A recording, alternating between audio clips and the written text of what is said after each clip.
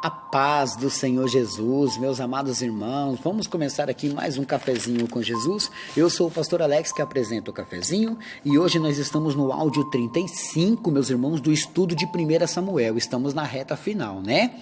Falta pouquinho, já estamos no capítulo 30, né? O próximo capítulo encerra 1 Samuel e a gente já vai começar a 2 Samuel logo mais, hein? Vamos lá? Ontem nós paramos no versículo 17, aonde Davi foi atrás dos amalequitas, né? Davi deixou suas mulheres e filhos e as mulheres e filhos dos seus servos dentro da cidade chamada Ziclag. Só que os amalequitas aproveitou que Davi foi para a guerra, foram lá e saquearam tudo, queimaram, destruíram e pegaram suas mulheres e filhos, né? Então Davi, quando voltou, ficou furioso. Agora ele foi atrás e ele acabou alcançando um homem no meio do caminho. Esse homem é um homem egípcio, né? Um moço, e ele estava doente. Então Davi ajudou ele, né?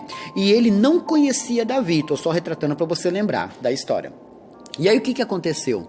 Ele pegou e perguntou para o moço se ele tinha conhecido o acampamento dos amalequitas. Ele falou que sim. Agradecido pela ajuda de Davi, levou eles lá. Davi chegou e destruiu e matou a muitos.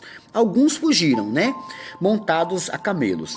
Mas Davi recuperou seu povo, seus filhos, e agora ele pegou despojo, meus irmãos. O que é despojo, né? Os inimigos fugiram e deixou gados, deixou ouro, armas, e ele pegou. Falou, cada um pegue aí o que quiser. Pronto.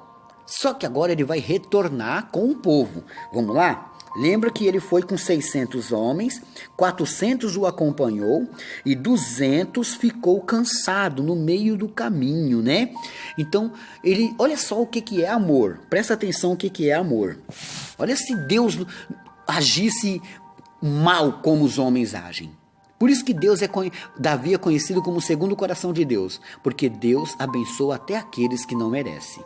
Quer ver? Me acompanha. Verso 18.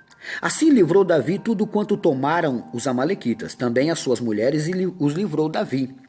E ninguém lhes faltou, desde o menor até o maior, e até os filhos e filhas, e também desde o despojo, até tudo quanto lhes tinha tomado, tudo Davi tornou a trazer. Verso 20. Também tomou Davi todas as ovelhas, vacas, e levaram-na diante do outro gado. E diziam, este é o despojo de Davi. Verso 21.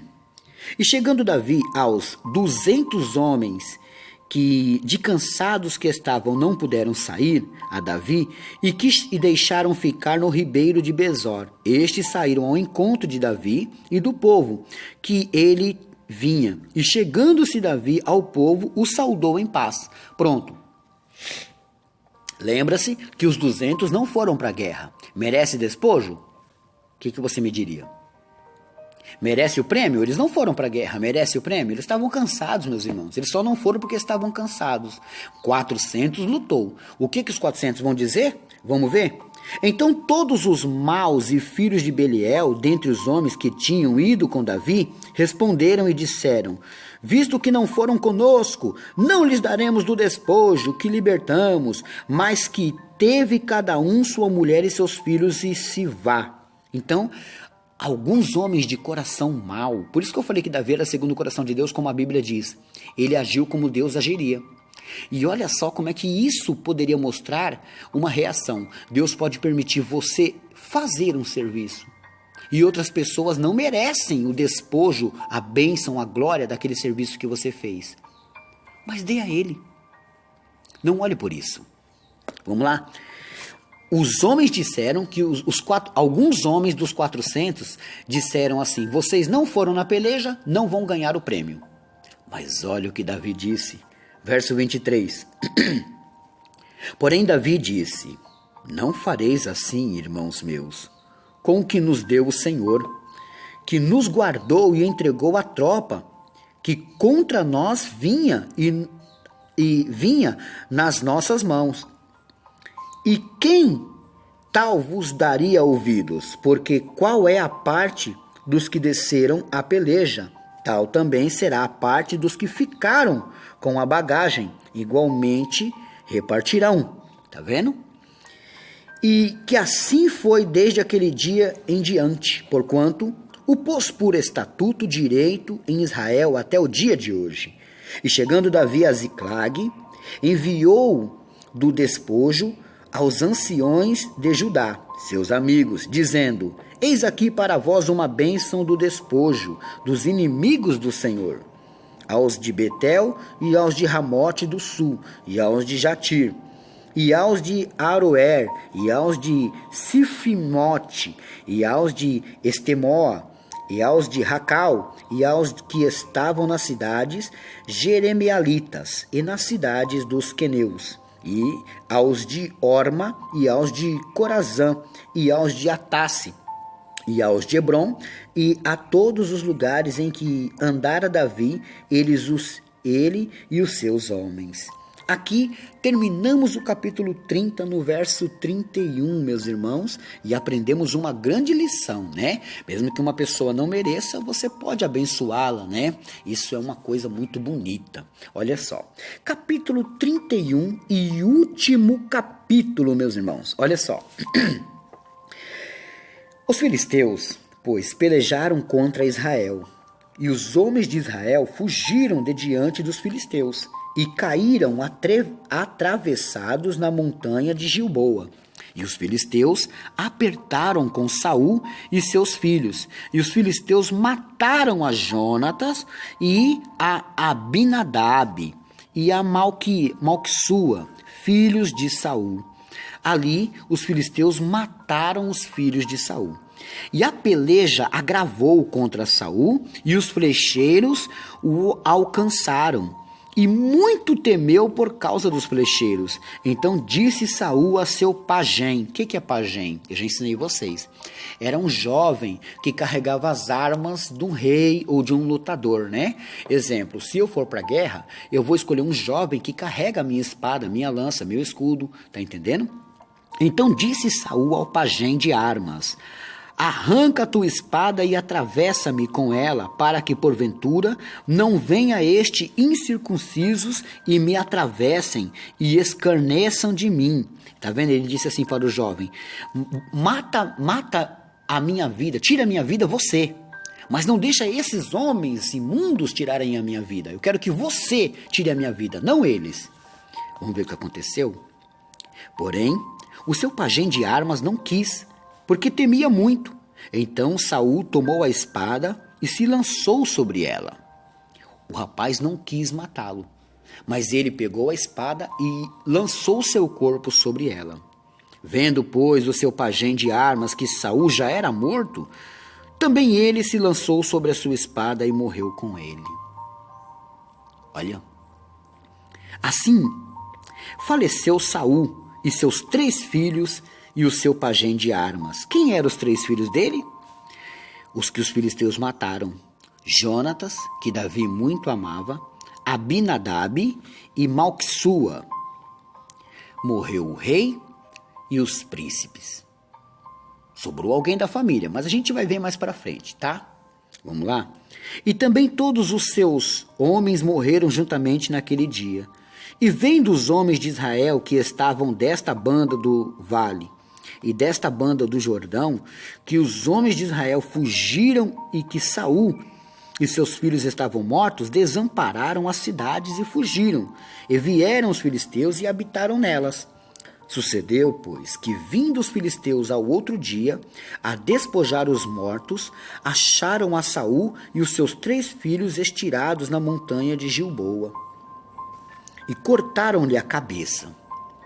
Olha, cortaram-lhe a cabeça e despojaram das suas armas e enviaram pela terra dos filisteus em redor a anunciá-lo no templo dos seus ídolos e entre o povo. Eles fizeram a maior festa com a cabeça dele.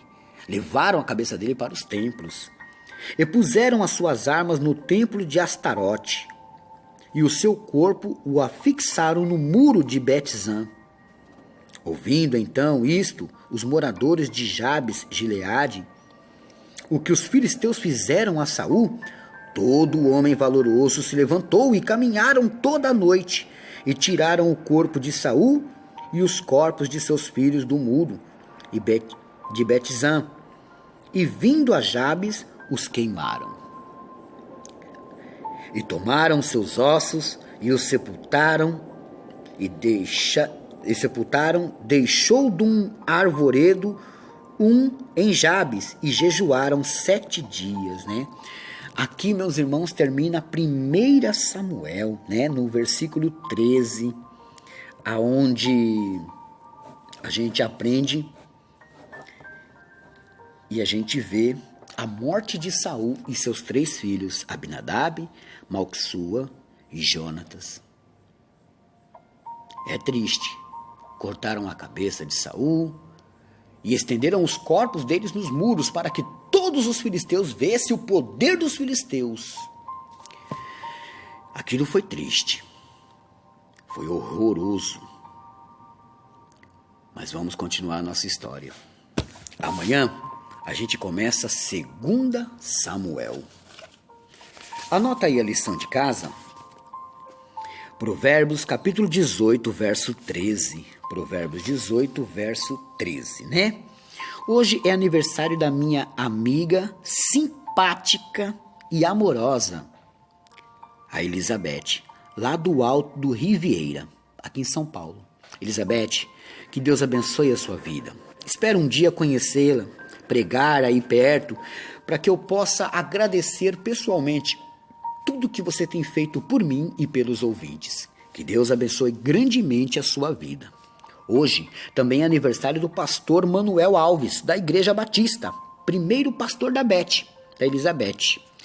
Pastor, aqui meu ósculo santo. Que Deus abençoe a sua vida, pastor Manuel. Que Deus abençoe grandemente, tá?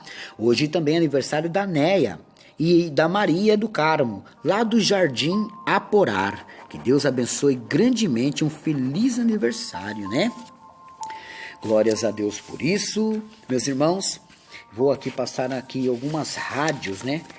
Você que quer baixar no seu celular, olha só. A Rádio Web Resgatando Vidas, lá de Nova Friburgo, no Rio de Janeiro, né? Na direção do Diácono Miranda. Glórias a Deus por isso. Muito obrigado, meu amigo, e um abraço a todos os ouvintes aí desta rádio maravilhosa, né? E a Rádio Comunitária Voz do Calabar, apresentada por Jonatas e Juliane, lá do Calabar, Bahia, né? Que Deus abençoe grandemente as vossas vidas. Tem mais rádio, pastor? Tem sim, mas cada dia eu vou falando um pouquinho, né?